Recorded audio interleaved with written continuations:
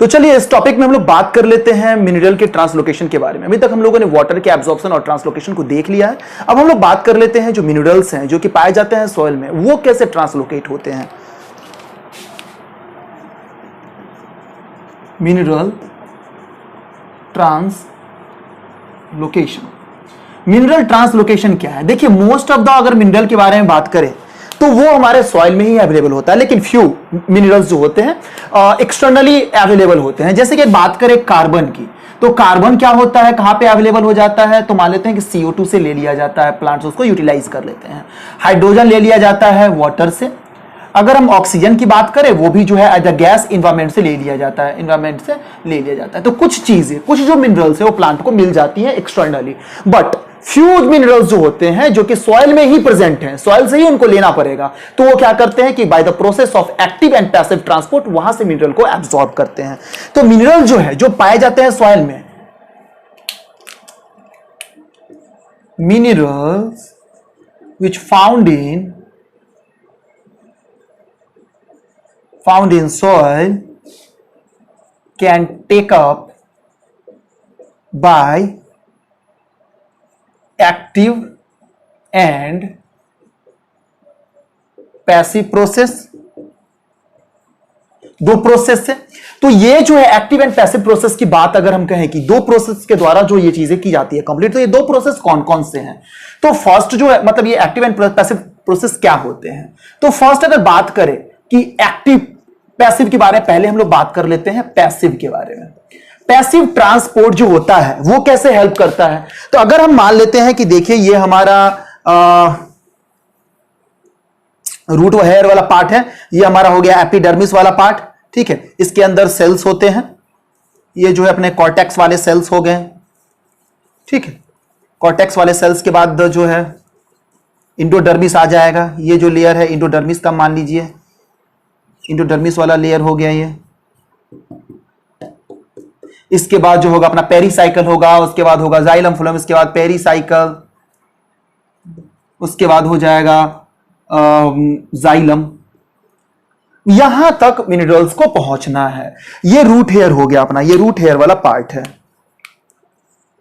Root hair. मैंने क्या बोला? Passive transport. तो पैसिव ट्रांसपोर्ट में कैसे काम करता है कि अगर इफ अ कंडीशन अगर है कि सॉइल में मिनरल बहुत ही ज्यादा है प्रेजेंट इन लार्ज अमाउंट,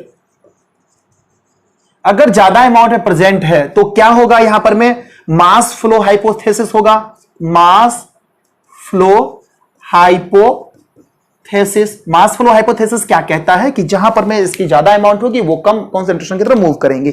जी हां, जैसा हम लोगों ने पैसिव में पढ़ा था कि यहां पे अगर मिनरल्स जो है अगर हाई है, हाई मिनरल्स है,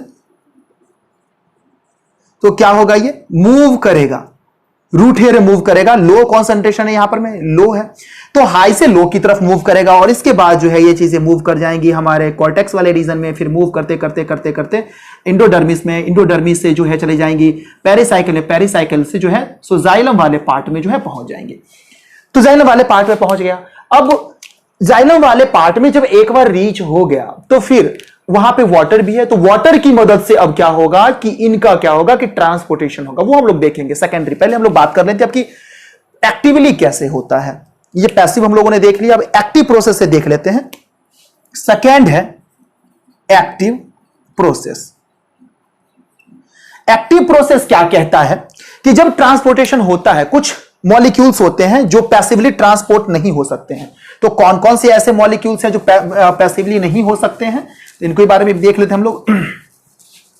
कुछ मॉलिक्यूल्स हैं जो एक्टिवली नहीं हो सकते हैं। तो फर्स्ट मॉलिक्यूल्स हो जाएंगे जो कि आयन है, ion which can not easily absorbed passively. जो आयंस होते हैं वो जो है एक्टिवली नहीं जा सकते हैं क्योंकि आयन चैनल्स चाहिए इसके लिए। दूसरा क्या है, कुछ मॉलिक्यूल्स है जिनका कॉन्सेंट्रेशन क्या होगा, सॉइल में कम होगा। And if concentration of some minerals is low, in soil. तो ये दो कंडीशन है। पहला कंडीशन आयन है, तो उसके लिए क्या होना, आयन चैनल्स होना चाहिए। कुछ है कि कॉन्सेंट्रेशन जो है लो है, तो क्या होगा। अब जब मान लीजिए कि कॉन्सेंट्रेशन अगर लो है और आयन चैनल्स है, तो इसके लिए क्या होगा, इसके लिए एक चीज अप्लाई करना पड़ेगा। इसके लिए अप्लाई क्या करना पड़ेगा, यहां पर में ध्यान से देखिएगा। इसके फ्लो एक्टिव के प्रोसेस में ही बात करते हैं कि वहां पर में क्या होगा कि आयन चैनल्स की मदद से, with the help of ion channels help in movement of sodium, movement of ions. एक पहला कंडीशन। दूसरा कंडीशन क्या है कि ये एक्टिवली मूव करेगा तो एनर्जी की जरूरत होगी। Required energy to move low concentration to high concentration. High concentration की जरूरत होगी, एनर्जी होगा in the form of ATP. ठीक है। कुछ आयन गेटेड चैनल्स होते हैं जो कि जैसे कि उनके मूव करने के लिए सोडियम हो गया, पोटेशियम हो गया, कुछ भी जो भी मिनरल्स है जो कि अंदर नहीं जा पा रहे हैं, उनके मिनरल्स के मूवमेंट के लिए हेल्प करता है। तो ये चीजें हो गई।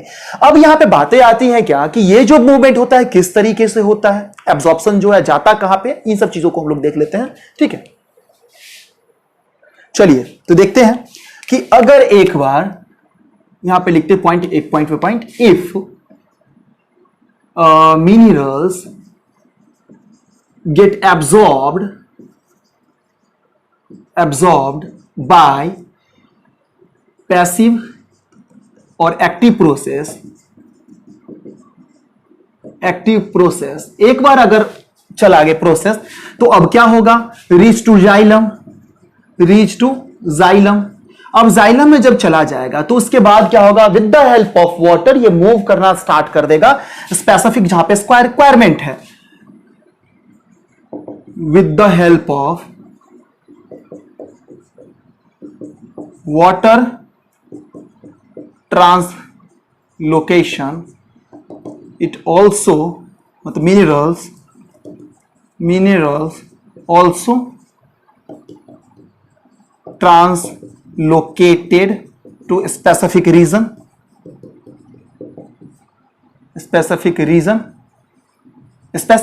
में जहां पे इसका रिक्वायरमेंट होगा। अगर इसको दूसरे टर्म में बोले तो इसको हम लोग बोल सकते हैं सोर्स टू सिंक, मतलब जहां पे इसका रिक्वायरमेंट है वहां तक ये जाएगा, या पे जहां पे इनका स्टोरेज होना वहां तक जाएगा।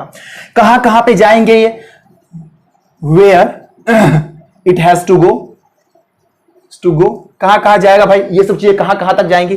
तो फर्स्ट जो है कहां तक जाएंगे, इट हैज टू गो। तो फर्स्ट जो अपने ग्रोइंग पार्ट होंगे प्लांट के, at the growing part of the plant, young stem, leaf and other apical part. Apical जहां तक इसको जो ग्रोइंग वाला पार्ट है वहां तक जाएगा। सारे minerals, most of the minerals move from old और डेड पार्ट टू यंग और न्यू पार्ट। कुछ जो रहेंगे, कुछ जिसका रिक्वायरमेंट होगा ओल्ड वाले पार्ट में, वो वहां भी रुक सकते हैं, जो कि इनकॉर्पोरेटेड रहेंगे स्ट्रक्चरल पार्ट से।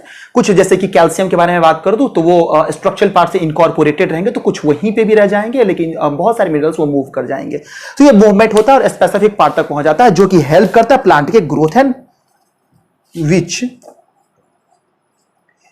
Helps plant in their growth and development में हेल्प करता है। ये सब चीजें होती है और मिनरल्स वहां तक पहुंच जाता है। जब एक बार वो चीजें सारे के सारे प्रोसेस चाहे एक्टिवली जाए पैसिवली जाए, एक बार अगर रीच कर गया जाइलम के पास में, तो उनको जहां पे जाना है उसके पास स्पेसिफिक ऑर्गन तक पहुंच गए। एक चलिए कभी कभी क्या कहा जाता है कि जो मिनरल्स का जो मूवमेंट होता है जाइलम के थ्रू, तो most of the inorganic ion को मूव करने में हेल्प करते हैं, और फ्लोएम के जरिए जो ट्रांसलोकेट होता है फूड मॉलिक्यूल्स का, वो ऑर्गेनिक को मूव करवाते हैं। लेकिन समटाइम्स जब रिसर्च देखा गया, बहुत सारे साइंटिस्ट ने ऑब्जर्व किया, तो ऐसा नहीं होता है। अगर हम बात करें जैसे नाइट्रोजन का मूवमेंट होता है, तो मोस्ट ऑफ द जो नाइट्रोजन होते हैं इन the form of amino acid protein, मतलब इस अमाइनो एसिड के फॉर्म में मूव करते हैं, तो वहां पे नाइट्रोजन होता है। बहुत सारे फास्फोरस हो गए, तो ये भी ऑर्गेनिक कंपोनेंट के रूप में जो है मूव करते हैं एक पार्ट से दूसरे पार्ट की तरफ, ठीक है।